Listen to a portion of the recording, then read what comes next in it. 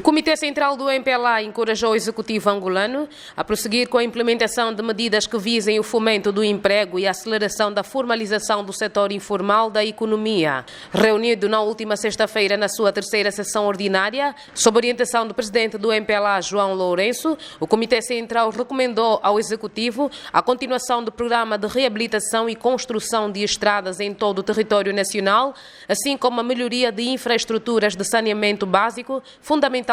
nas grandes cidades. Ao intervir na reunião, o presidente João Lourenço reconheceu os danos causados à economia, aos cidadãos angolanos e à imagem externa do país em consequência da corrupção, nepotismo e da impunidade instalada pela anterior governação do partido no poder. O MPLA,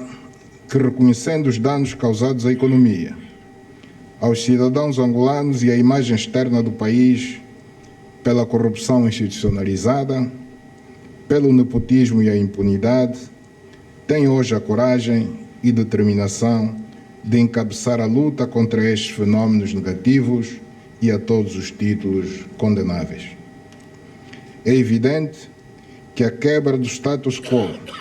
a perca repentina de privilégios abismais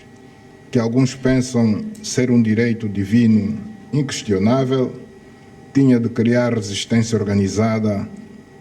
na tentativa de conseguirem fazer refriar o ímpeto das medidas em curso, parar ou mesmo reverter para a situação anterior. O também Presidente da República admitiu a possibilidade de se ajustar às previsões econômicas devido à baixa do preço do petróleo como consequência da pandemia do Covid-19. Todas as economias do mundo, grandes e pequenas,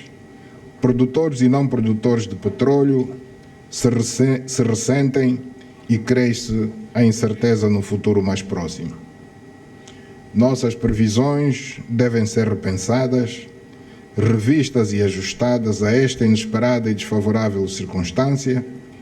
sem, contudo, abandonar os grandes compromissos para com os cidadãos, o país e as instituições financeiras internacionais, que certamente nos ajudarão a atravessar mais este desafio.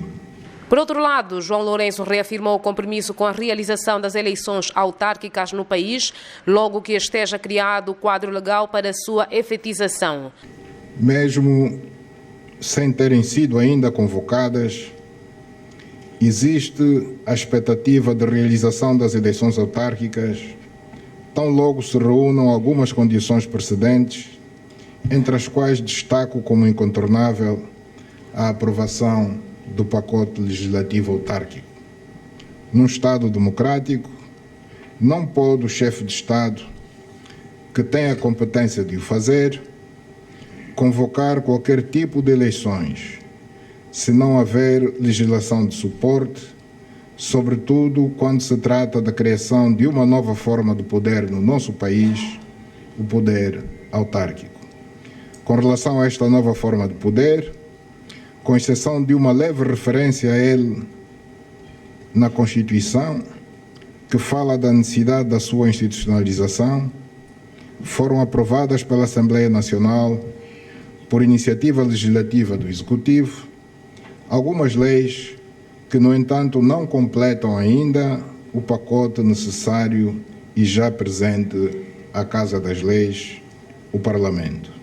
Criticou posições da oposição que pretendiam forçar o Presidente da República a violar o princípio da separação de poderes, sublinhando ser da inteira responsabilidade do Conselho Superior da Magistratura Judicial a eleição do Presidente da CNE, cabendo à Assembleia Nacional conferir posse sem questionar. Paradoxalmente, aqueles que dizem defender o primado da lei num Estado de Direito são os mesmos que pretendem violar o princípio da separação de poderes, uma vez que a responsabilidade da eleição do Presidente da Comissão Nacional Eleitoral é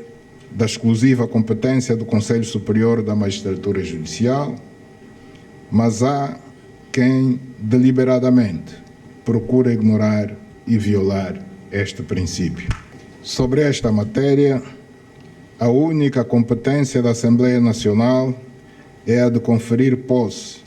sem nunca julgar a competência e idoneidade do Poder Judicial. Na sessão, que durou mais de 8 horas, o Comitê Central do MPLA encorajou o Executivo a continuar com as ações para mitigar os efeitos da crise econômica e financeira mundial que assola o país e as famílias angolanas, particularmente. Relativamente ao Plano Integrado de Intervenção nos municípios, recomendou ao Executivo que apoie com celeridade a elaboração dos respectivos projetos e a sua execução com rigor, eficácia e eficiência.